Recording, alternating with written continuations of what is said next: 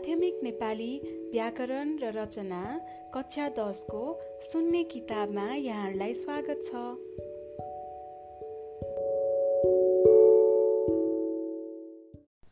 एकाइ 7 पान्ना नम्बर 200 वाद विवाद लेखन। वाद विवादको परिचय।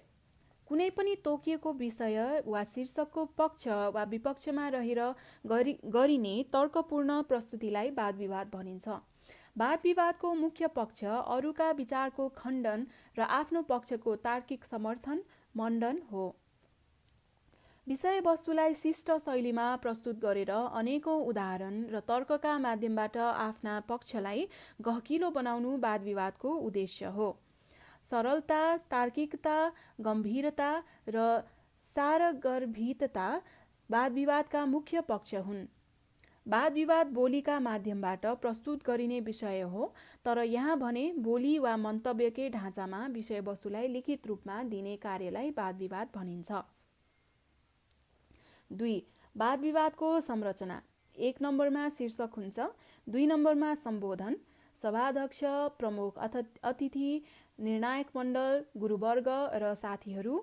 3 नम्बर आदि भाग, विषयको पक्ष वा विपक्षको जानकारी र विषय प्रवेश, विषयको महत्त्वका बारेमा आफ्नो छोटो विचार। 4 नम्बरमा मध्य भाग र यसभित्र विपक्षीका मतहरूको क्रमशः खण्डन, आफ्ना मतको स्थापना, विभिन्न उदाहरण र तर्कहरूको प्रयोग गर्दै आफ्नो धारणाको तार्किक स्थापना। जनाउ घण्टीको सङ्केत। 5 नम्बर अन्त्य भाग, माथिका सबै कुरा समेटेर आफ्ना अकाट्य तर्क दिँदै आफ्नो विषयमा उपयुक्त निष्कर्ष सहित समापन। अन्तिम घण्टीको सङ्केत। 3 नम्बर वाद विवाद लेख्दा ध्यान दिनुपर्ने कुराहरू। 1 नम्बर सर्वप्रथम आफूले लेख्नुपर्ने विषयको पक्ष वा विपक्षका बारेमा गम्भीरतापूर्वक मनन गर्नुपर्छ। 2. तोकिएको विषयमा लेख्ने कुराका बुँदाहरूको टिपोट गरी तिनको क्रम निर्धारण र व्यवस्थापन गर्नुपर्छ। 3 नम्बर उदाहरणका रूपमा प्रस्तुत गरिने तर्क वा भनाइहरू आधिकारिक र प्रामाणिक हुनुपर्छ। 4. समयको सीमाभित्र रहेर सारगर्भित र खँदिलो अभिव्यक्ति दिने प्रयत्न गर्नुपर्छ। जबरजस्ती विषयलाई तन्काउने काम मात्र गर्नु हुँदैन। 5 नम्बर विपक्षीका मतको खण्डन गर्दा पूर्ववक्ता मित्र शब्दको प्रयोग गरी उच्च आदरका साथ वाक्य संयोजन गर्नुपर्छ। कुनै व्यक्तिको नाम तोक्ने, व्यक्तिगत लाञ्छना लगाउने वा पारिवारिक प्रसङ्गहरू जोड्ने काम गर्नु हुँदैन। 6. अभिव्यक्ति अन्त्य शिष्ट, शालीन र कलात्मक हुनुपर्छ। रुखो, झर्रो र आक्रोश पोख्ने खालको हुनु हुँदैन। 7 नम्बर वाद विवाद शीर्षक र सम्बोधन बाहेक कम्तीमा 3 अनुच्छेदमा लेखिएको हुनुपर्छ। 8 नम्बर समय सूचक र समाप्तिको सङ्केतक घण्टीको स्पष्टसँग उल्लेख हुनुपर्छ र अन्त्यमा धन्यवाद ज्ञापन सहित समापन गर्नुपर्छ। 4 नम्बर वाद विवाद लेखनका केही नमुनाहरू। नमुना 1. सहरिया जीवनभन्दा गाउँले जीवन सुखी हुन्छ। पक्षमा श्री सभा अध्यक्षज्यू, प्रमुख अतिथि, अन्य अतिथिवर्ग, निर्णायक मण्डल, गुरुवर्ग र साथीहरू। आज हुन लागिरहेको यस वाद विवाद प्रतियोगितामा म सहरिया जीवनभन्दा गाउँले जीवन सुखी हुन्छ भन्ने विषयको पक्षबाट आफ्ना तर्कहरू राख्ने अनुमति चाहन्छु। जबसम्म मान्छे गाउँले जीवनमा बाँचेको हुन्छ तबसम्म मात्र ऊ मान्छे हुन्छ। सहरिया जीवनको प्रदूषणले मस्तिष्कमा खिया लगाउन थालेपछि मान्छे कृत्रिम जीवन बाँच्न थाल्छ। त्यही बेला उसभित्र न त मानवता बाँकी रहन्छ न त मानवीय जीवनको आनन्द नै। त्यसैले जीवनको आनन्द प्राप्तिका लागि गाउँ नै सर्वस्व हो भन्ने मेरो ठहर छ। प्राकृतिक जीवनको नन्दन वनलाई छाडेर मरुभूमिको काल्पनिक जङ्गल खोज्ने कुरामा मलाई विश्वास लाग्दैन। पूर्ववक्ता मित्रले भन्नुभयो, अबको शताब्दीले पाखे जीवनबाट मुक्ति खोजेको छ। म उहाँसँग प्रश्न गर्न चाहन्छु, पाखे जीवन केलाई भन्ने? आत्मीयताको धागोमा कोसौं कोस परसम्मका मान्छेलाई बाँधेर बन्धुत्वपूर्ण जीवन बाँच्नेहरू पाखे हुन् कि एउटा कोठाको कठघराभित्र थुनिएर मान्छेको रूप देख्दा तर्सिएर भाग्नेहरू पाखे हुन्? गैँती चलाएर चट्टान फोड्दै धरतीमा कल्पवृक्ष उमार्नेहरू पाखे हुन् कि चामलको रुख कस्तो हुन्छ भनी खोज्दै हिँड्ने सहरियाहरू पाखे हुन्। मलाई लाग्छ पाखामा बस्दैमा कोही पाखे र अशिक्षित हुँदैन। झन् उसले त गाउँको फराकिलो भूभागबाट उदारताको पाठ सिकेको हुन्छ र पाखा र पर्वतको उच्च टाकुराबाट मानवीय विशालता टिपेको हुन्छ। पूर्ववक्ता मित्रको अर्को तर्क थियो, सहरमा बिरामी पर्दा औषधि उपचारको तत्काल सुविधा हुनाले सहरिया जीवन सुखी हुन्छ। म उहाँको तर्कप्रति सम्मान गर्दै के प्रश्न गर्न चाहन्छु भने, रोग लागेपछि उपचार गर्न पाउनुमा सुख छ कि रोगै नलाग्नुमा सुख छ? धुवाँ र धुलोको चक्रव्यूहभित्र छिरेर फोक्सोलाई छिया छिया पारी एउटा ट्याब्लेट खान पाउनुलाई के सुख भन्नु र? हरियो सागपात, स्वच्छ पानी र शुद्ध दुध खाएर बनेका बलिया पाखुरा र राता राता गालाहरूलाई देख्दा के रोग आफै भाग्दैन र? त्यसैले गाउँले जीवनका तुलनामा सहरिया जीवन ठिक छ भन्नु छँदाछँदैको आफ्नो खुट्टा काटेर नक्कली खुट्टा लगाएर रमाउनु जस्तै हो। म त फुलबारीमा डुल्ने जीवित पुतलीमा रमाउने मान्छे हुँ। प्लास्टिकका कृत्रिम पुतलीहरू भित्तामा टाँसेर मनलाई सान्त्वना दिने मान्छे होइन। मलाई प्राकृतिक मान्छे बनेरै बाँच्ने मन छ। बुख्याचा बनेर अरूलाई झुक्याउने मेरो बानी छैन। मलाई त घरतिनी भाउजूका घरमा भुटेको मकै र गुन्द्रुकको अचार नै मनपर्छ। घरमा 2 छाक खान नपुगे पनि टाइसुट र अत्तरको बास्नामा जीवनको महत्त्व देख्ने आडम्बरी जीवन बाँच्ने रहर कदापि छैन। जनाउ घन्टी बज्छ। सभाध्यक्ष महोदय, सहरिया जीवन भनेको बोइलर कुखुराको जीवन जस्तै हो। मरेको भन्न पनि नमिल्ने र बाँचेको भन्न पनि नमिल्ने। इन्जेक्सनले प्राण भर्ने र 5 वर्ष नपुग्दै पावरवाला चस्मा भिर्नुपर्ने जीवनलाई सुखी देख्ने साथीहरूलाई म राम सिवाय केही भन्न सक्दिनँ। श्रीमानको कोट बेचेर लिपस्टिक किन्नेहरू हुन् वा श्रीमतीको तिलरी बेचेर डिस्को छिर्नेहरू हुन्। सबैको वासस्थान सहर नै बनिरहेको छ।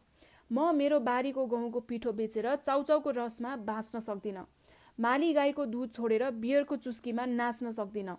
ऐसेलुको झाग मुनिको जरुवा पानी छोडेर मिनरल वाटरको बोतल समाउन सक्दिनँ र आमालाई बेचेर धाईको दुधमा रमाउन सक्दिनँ।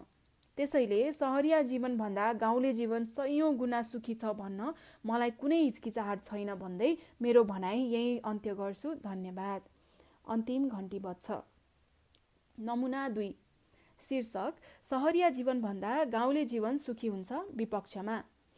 श्री सभाध्यक्षज्यू, प्रमुख अतिथि, अन्य अतिथिवर्ग, निर्णायक मण्डल, गुरुवर्ग र साथीहरू, आज हुन लागिरहेको यस वाद विवाद प्रतियोगितामा म सहरिया जीवनभन्दा गाउँले जीवन सुखी हुन्छ भन्ने विषयको विपक्षबाट आफ्ना तर्कहरू राख्ने अनुमति चाहन्छु। सहर भनेको सभ्यता हो र सहरिया जीवन भनेको सभ्य, समुन्नत र पूर्ण जीवन हो। मान्छेका मस्तिष्कमा भरिएको गोबर, चेतनामा जेलिएको माकुराको जालो र टाउकामाथिको आकाशमा ढाकेको स्याउलाले उज्यालोको खोजी गर्न थाल्यो भने त्यति बेला सहरको जन्म हुन्छ। ढुङ्गे युगको मान्छे चन्द्रमासम्म पुगेको यथार्थ सुन्दा मेरा स्याउला प्रेमी साथीहरू छक्क पर्दा हुन्। तर मानव सभ्यताको विकासमा सहरले नै अग्रगामी फड्को मारेको छ। सहरको यात्रा गर्दै अन्तरिक्षमा पुगेका मानवीय शक्तिलाई पुनः भैँसी गोठतिर फर्काउने पक्षमा म छैन। त्यसैले यदि सहर नहुँदो हो त आज पनि मान्छे रुखका बोक्राभित्रै हुन्थ्यो भन्ने मेरो ठहर छ। यो युग कल्पना र भावुकताको होइन, यथार्थ र विज्ञानको युग हो। मेरो पूर्ववक्ता साथीले गाउँलाई नन्दन र स्वर्गसँग तुलना गरेको मलाई साह्रै चित्त बुझ्यो। बस गाउँले चेतना भनेकै त्यही हो। जे संसारमा छँदै छैन त्यसैको कल्पनामा मक्ख पर्ने अनि स्वर्ग भनेर आफूलाई दिनदिनै अशिक्षाको नरकतिर धकेल्ने प्रवृत्तिले नेपालीहरूलाई शताब्दीऔं पछाडि पुर्याइरहेको कुराको ज्ञान तपाईहरूलाई नभएको देख्दा साह्रै दुःख लाग्छ। मान्छेले चन्द्रमामा पाइला राखिसक्दा पनि धरतीबाट माथि हेरेर देउता भन्दै पूजा गर्नु कहाँसम्मको अज्ञानता, अन्धविश्वास र आडम्बर हो। यदि यस्तै कुरालाई प्राथमिकता दिँदै जाने हो भने हामी यस वैज्ञानिक युगको उन्नतिमा कस्तो सहयोग पुर्याउन सक्छौं? यस्ता खाले अन्धविश्वासबाट उन्मुक्तिको बाटो खोजिरहेको हुनाले मैले सहरिया जीवनलाई उत्तम देखेको हुँ। मेरा पूर्ववक्ता मित्रको तर्क थियो, कोसौं परसम्मका मान्छेहरूलाई आत्मीयताको धागोमा बाँध्ने काम गाउँमा मात्र हुन्छ। मलाई लाग्छ कुवाको भ्यागुतो भनेको यही हो। इमेल, इन्टरनेट लगायतका अनेकौं सूचना प्रविधिका कारण विश्व एउटा घर र विश्वका सारा मानवहरू दाजुभाइ भइसकेका बेलामा पनि रुखको टुप्पामा बसेर पल्लो गाउँको मान्छेलाई बोलाउने र आत्मीयता गाँस्ने कुरा गर्नु कहाँसम्मको मूर्खता हो।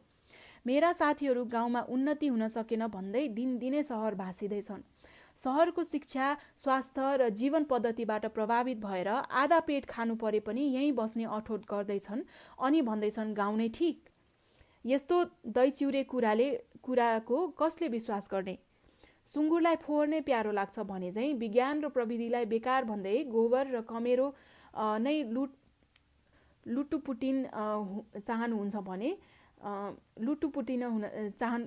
फेरि दोहोऱ्याउँछु, सुँगुरलाई फोहोर नै प्यारो लाग्छ भने चाहिँ विज्ञान र प्रविधिलाई बेकार भन्दै गोबर र कमेरोमा नै लुटपुटिन चाहनुहुन्छ भने मेरो भन्नु केही छैन। मेरा साथीले निकै आलङ्कारिक भाषामा गाउँको बखान गर्नुभयो, तर के गर्ने, भावुकताले जीवन चल्दैन। गाउँ अहिले पनि धामी झाँक्रीमा बाँचेको छ। भ्यागुताको बिहे गराएर पानी पार्ने योजनामा छ। हजुरआमालाई बोक्सीको आरोप लगाएर पिट्नमा पुरुषार्थ देख्छ र ज्योतिष हेराएर शुभ साहित्य खोज्दा खोज्दै जीवनलाई निष्क्रिय बनाइरहेको छ। यस्तो हास्यास्पद जीवन पद्धतिलाई सर्वोच्च ठानेर चेतनाको अपमान गर्ने पक्षमा म छैन। जनाउ घन्टी बज्छ। सभाध्यक्ष महोदय, गाउँले जीवन भनेको फ्युज गएको ट्युबलाइट हो। हेर्दा सेतो देखिन्छ तर बल्दैन। भित्र अन्धकारले भरिएको छ भने बाहिर कमेरो लगाएर के गर्नु? जुन गाउँमा स्कुलहरू छैनन्, अस्पतालहरू छैनन्, बाटाघाटाहरू छैनन्, यातायात छैनन्, समग्रमा मान्छे स्वरूपले मात्र मान्छे जस्तो छ। हेर्दा ठुलो देखिए पनि भकुण्डो हावाले भरिएको हुन्छ। चेतनाविहीन गाउँ त्यही भकुण्डो हो र मेरा साथीहरूको गाउँप्रतिको उफ्राइ त्यही भकुण्डे उफ्राइ मात्र हो।